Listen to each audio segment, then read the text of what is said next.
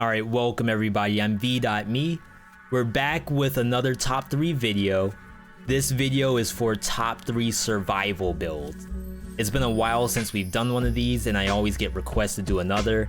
Now that we have a lot of new items in the survival tree, I'm really excited to be able to talk about these. This top 3 list is a compilation of my own personal choices for victory. It is very possible to win any game with any build that you have. This is also from a 4BC perspective. In 4BC and higher, these items will be a higher level and our forge is fully maxed out. Other than that, let's go ahead and get started. The first of the top 3 survival builds is one that I've been spamming every time I see it, and that's the Tick Scythe. Now, Tick Scythe, even though you can find cursed versions of it, I still think my favorite version of the Scythe is the survival version. And the reason why is really because of the skills you pair with it. My favorite skill setup right now with the Scythe is Ice Grenade and Ice Armor. And with those, we're running Heart of Ice. The Tick Scythe itself, we're going to be fishing for an affix called Victim Slow all nearby enemies when they die. And that affix is by far the linchpin of this entire setup. Tick Scythe sometimes suffers from not killing a monster. When you pair the Ice Grenade with the Ice Armor, you have a lot of room to be able to hit monsters. As soon as you kill a monster, the Scythe's affix will slow everything around you. So now your primary goal is to just hunt for a new target. So long as I can get to a target while it's slowed, I can get the kill with the crit, almost regardless of what the monster is. That's why I also don't run Giant Whistle in this build, because the Scythe itself will kill elites. For those who don't know, Heart of Ice also gives you cooldown reduction off the Scythe itself, so long as it has that victim slow nearby enemies. Sometimes you can even have multiple enemies stacked on each other. Think something like leeches in Moros, or even mushroom boys and mushroom daddies in Arboretum. If you kill all of them at the same time with one attack, you'll actually get cooldown reduction on your Ice Grenade or your Ice Armor. Running Heart of Ice first is a little gutsy.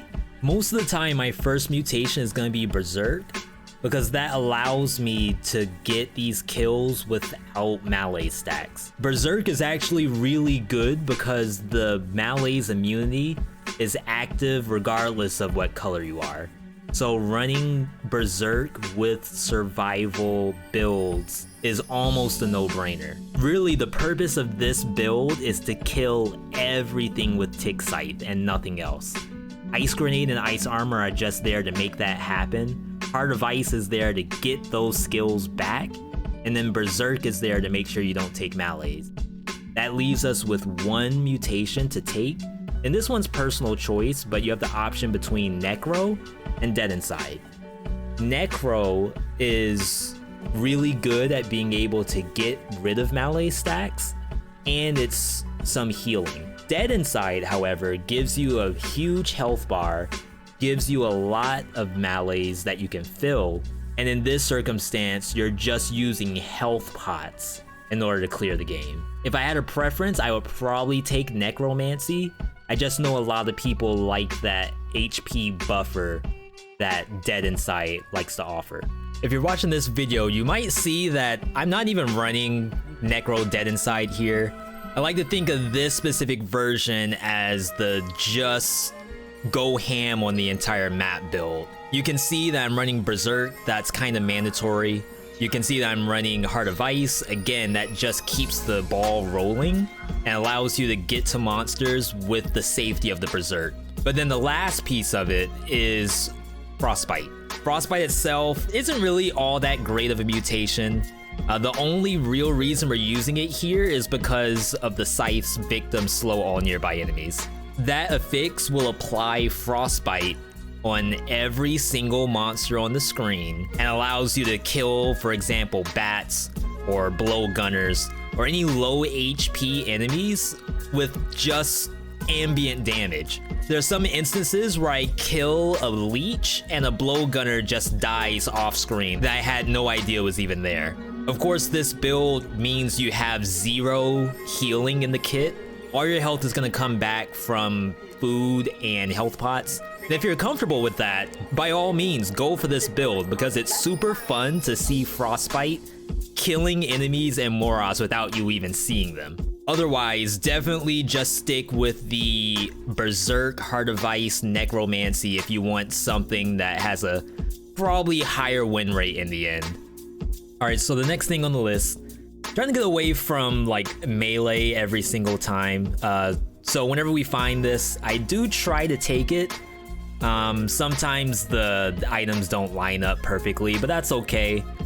It is dead cells, the runs are random, but the chance of you finding the stuff you need, at least I think they're pretty high. As I was saying earlier, these are full builds, so I can't really just say that this item by itself is ridiculously good, because by itself, it's okay at best. But once you start thinking about all the rest of the pieces of it, it ends up being something actually insane. And that item is the repeater crossbow, the AK. Now, when you take that, it's a pretty straightforward weapon. You look down the hallway, you hold the square button, bullets fly out, and hopefully everything in the hallway just vanishes.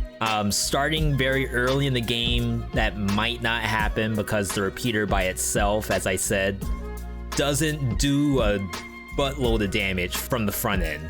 But once you start getting into the higher levels, once you get the rest of the pieces, being the wolf trap and the giant whistle, you can really kill basically anything in the game with just those 3 items alone. Repeater crossbow, as everybody knows, it crits on enemies that are rooted. What you're looking for is a repeater crossbow that somehow deals bonus damage, whether that's bonus to crit or bonus to poison. You just want something besides the base damage. If you find, for example, a crossbow that spreads oil, then you're probably gonna do nothing at all. Crossbows that pierce are also pretty useful. Sometimes I don't really think about the pierce because I'm gonna have, say for example, a wolf trap or a root grenade in front of me. But if you can get the pierce and the bonus damage at the same time, that's huge for clearing biomes. Now what we do have is a wolf trap. Wolf trap plus repeater crossbow. Honestly, wolf trap plus anything is probably a good build, but of course repeater does 10 times better with wolf trap than if it didn't have anything at all. So the wolf trap is there so that when we're fighting bosses, they can just be locked down to one spot. You roll away and then you hold down square until your giant whistle is up. That gameplay by itself can take care of pretty much everything, but since this is a full build, we may as well pull out the rest of the kit for some of the best things that we can. For the secondary, I'll probably take a shield here. Shields are honestly just a parry. You could try to take a shield that does something special here, like a rampart, but if you can't take one, doesn't even matter. All you really want is something that can get your ammo back.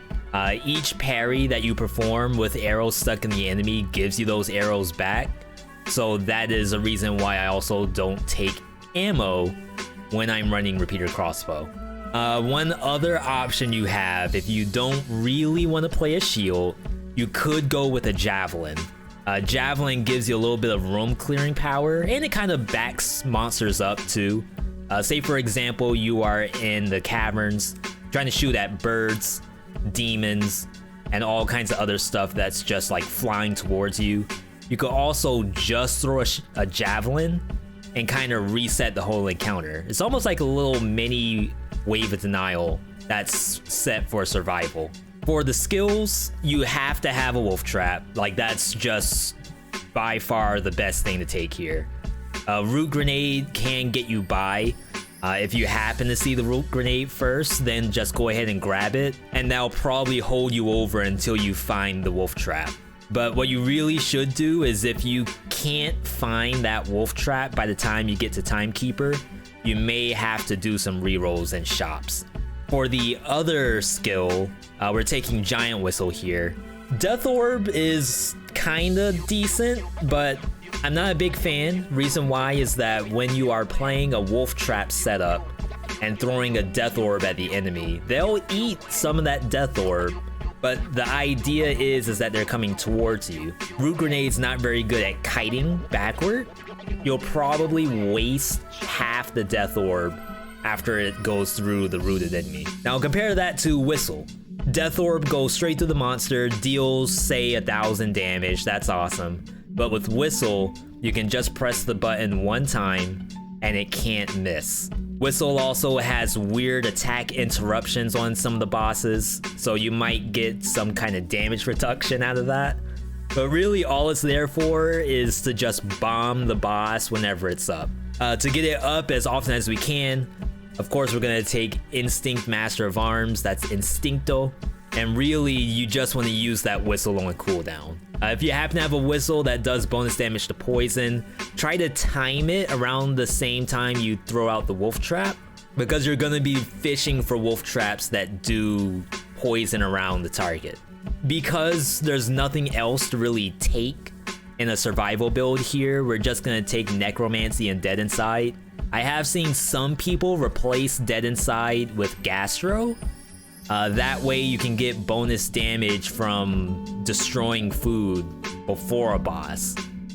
Typically the Wolf Trap AK will kill whatever boss it is, but any damage helps, so it certainly wouldn't hurt to do that instead of Dead Inside. But if you want to go just tried and true survival, you can just do the classic. Now as far as bosses are concerned, this build probably kills every boss except for Mama Tick and the Giant. I think I would personally go towards Conjunctivius, get yourself the extra scrolls from that fight, and then path towards Timekeeper. Now of course that means you have to do High Peak Castle, and no one wants to do that. But you can probably get a no-hit on Timekeeper with a build like this. Just make sure that you actually get her in both of the traps.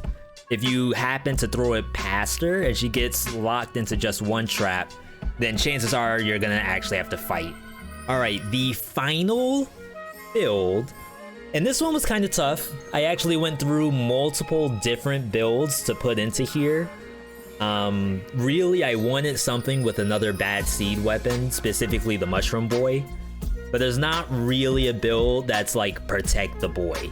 So what I ended up doing was I played a game with Nerves of Steel and Mushroom Boy, specifically because chat wanted me to play Marksman Bow, and I'm definitely not gonna do that.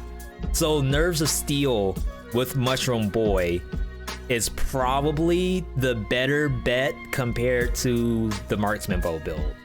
Nerves kind of does the exact same thing that Marksman Bow does, except you have to actually put some gameplay behind it. But Nerves also works in close range. And what really happens is that with Nerves of Steel, you get this Legolas style gameplay where you get to just charge up crits and hit enemies. And if you miss, or if the crit doesn't kill the enemy, the Mushroom Boy should. And that's really where this shines, is that for every miss Nerves of Steel shot, you get a second chance thanks to Mushroom Boy. Now, of course, you could say that's kind of similar to Marksman Bow, but that doesn't work against every monster. And on bosses, Mushroom Boy isn't gonna knock them back, so you need some kind of damage that Marksman is just not gonna do. So this build becomes a long-ranged artillery build that can also work at close range. As far as the other buttons, your secondary weapon and your second skill, we're gonna do something similar to the AK, the repeater, with a shield and a whistle. Death Orb is kinda okay here compared to Whistle. One nice thing about Death Orb in this build is kind of throwing it out into a hallway and then moving on into a different hallway. Of course, you can do that with the repeater, but Nerves of Steel is a little better with it. You can kind of control where the boss is going to be compared to using Wolf Trap and having Death Orb go straight through the monster. Again, just like the repeater crossbow, we're gonna take Instincto here. But the next mutation is going to be completely different. In this circumstance, I do take ammo, and that's because at base value, Nerves of Steel has 4 shots to it, and that is definitely not enough to kill any boss. Some people would re-roll to try to get the +3 ammo on Nerves of Steel. Sometimes that you can't get it, so just go with ammo either way. One nice thing about boss fights is that between parries and boss phase changes, you should get your ammo back. So 8 shots is probably enough to push a phase in a boss fight. If it's not, that means you may have missed a few crits, or the Nerves of Steel isn't doing bonus damage. As we said, that bonus damage is important because that keeps our ammo count on par with the monster's health bar. Always make sure you roll towards some kind of synergy with the rest of your kit. The third mutation, probably just gonna play it safe with Necromancy here. I know some people like to take Blind Faith with Mushroom Boy. Mushroom Boy doesn't really do much on bosses on its own, but between Instincto and the parry giving you cooldown reduction, that allows you to get off more self-destructs with the boy. I never like to do that, but I have seen a lot of people recommend that for increasing your damage in a boss fight. This build is pretty nice because you can path towards really any boss in the game. Personally, I think I would go with something like Mamatic to Giant to Hand of the King. Mamatic's pretty good for Nerves of Steel because she stands still. No need to actually dodge anything except the scythe attacks. And then when she goes to the other side, you just load in more bullets. Giant is also pretty decent because every time you destroy a fist, you'll get your ammo back. And it's pretty easy to parry a fist as well, and that'll give you your ammo too. Hand of the King, as usual, the only problem for any of these builds, Hand of the King happens to have that arrow blockage. So you want to make sure that you are rolling behind Hand of the King before you shoot, and then parry as much as possible.